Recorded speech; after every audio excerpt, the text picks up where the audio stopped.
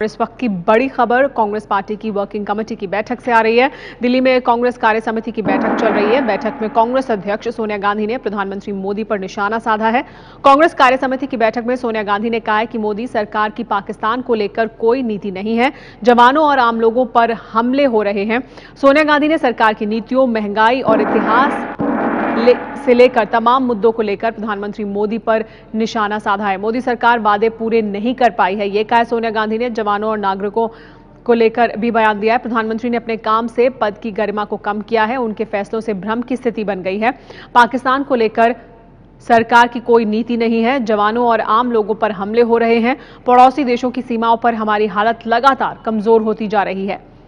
इतिहास को नए सिरे से लिखने की कोशिश हो रही है। नेहरू जी की छवि खराब करने की कोशिश की जा रही है, ये कांग्रेस की कार्य समिति में सोनिया गांधी ने कहा है। तो सीधे हमला किया है प्रधानमंत्री मोदी पर और चौतरफा वार किया है। इस पर और ज्यादा बात करने के लिए हमारे साथ जुड़ गए एबीपी न्यूज संवाददाता आशीष कुमार सिंह, जो सीडब्ल्यूसी पर नजर बनाए हुए हैं।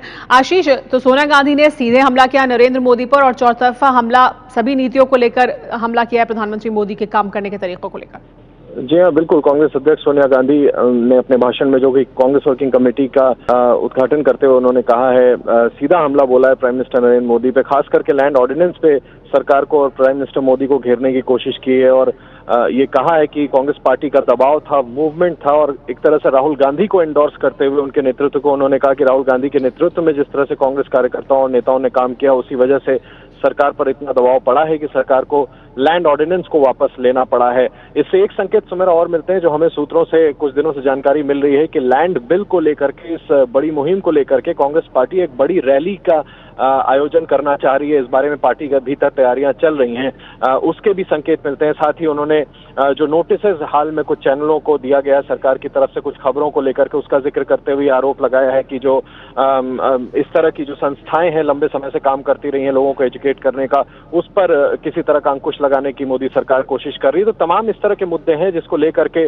सोनिया गांधी नरेंद्र मोदी पर, प्राइम मिनिस्टर नरेंद्र मोदी पर अपना निशाना साध रही हैं, उन्होंने साधा है। और साथ ही मैं दोबारा से हाईलाइट कर दूं उनकी बात में ये कहना कि राहुल गांधी के नेतृत्व में कांग्रेस कार्यकर्ताओं ने दबाव बनाए, ये भी एक तरह से संकेत देता है पूरी कांग्रेस पार्टी को कि भले ही सोनिया गांधी अगले 1 साल तक पार्टी के अध्यक्ष बनी रहेंगी, लेकिन पार्टी का जो के तमाम बड़े फैसले और एक तरह से पूरा कमांड जो है वो राहुल गांधी के ही हाथ में रहने वाला है। जी हाँ, तो बड़ी बात जो आशीष बता रहे हैं वो ये कि भूमि अधिग्रहण बिल को लेकर कांग्रेस पार्टी ने ये बात एक बार फिर जाहिर करने की कोशिश की है कि उन्होंने आंदोलन किया और उसकी वजह से सरकार मजबूर हुई है इस पर अपने कदम वापस खींचने के लिए।